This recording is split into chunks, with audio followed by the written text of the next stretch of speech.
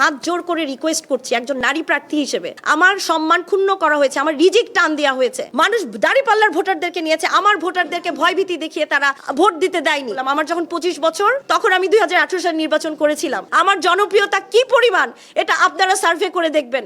পুনর্নির্বাচনের কোনো ব্যবস্থা হয়তো বা হয়নি, তবে আমার শেরপুরে কি হয়েছে সেটি আমি আপনাদের সাংবাদিক ভাই বোনদের মধ্যে আমি হাত জোর করে রিকোয়েস্ট করছি একজন নারী প্রার্থী হিসেবে, আমার সম্মান ক্ষুণ্ণ করা হয়েছে, আমার রিজিক টান দেওয়া হয়েছে।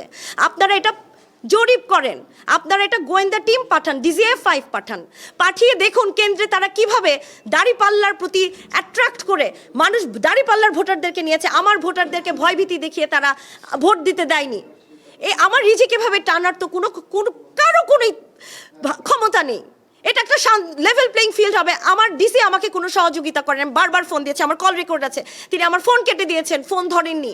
ইউনোকে ফোন দেই, ইউনো বলেন যখনই ফোন দিয়েছি তখনই বলছেন যে ঠিক আছে আমি দেখছি, দেখে একটি স্ট্রাইকিং ফোর্স পাঠায়, তারা 15 মিনিট দেখে, তখন ঠিক থাকে। স্ট্রাইকিং ফোর্স যখন অন্য কেন্দ্রে চলে যায়, আরেকটা কেন্দ্রে ঝামেলা শুনি, চলে যায়, ওই কেন্দ্রটা ফাঁকা থাকে, ওই কেন্দ্রে এরকম করে। আমার মানুষগুলো কি পরিমাণ জখম হয়েছে আমার ফোনে সব আছে, আমি আপনাদের দেখাবো, ভিডিও রেকর্ড আছে। আপনাদের কাছে আমি হাত জোর করে রিকোয়েস্ট করছি, আমি শেরপুরে এই নিয়ে 2 বার নির্বাচন করলাম। আমার যখন 25 বছর তখন আমি 2018 সালে নির্বাচন করেছিলাম। আমার বাবা তখন জেলে ছিল। ধানের শীষের প্রতীক নিয়ে আমি এই দুইবারের মতো নির্বাচন করেছি। আমার জনপ্রিয়তা কি পরিমাণ এটা আপনারা সার্ভে করে দেখবেন। আমার ফেসবুকে কি পরিমাণ ফলোয়ার্স পেজে।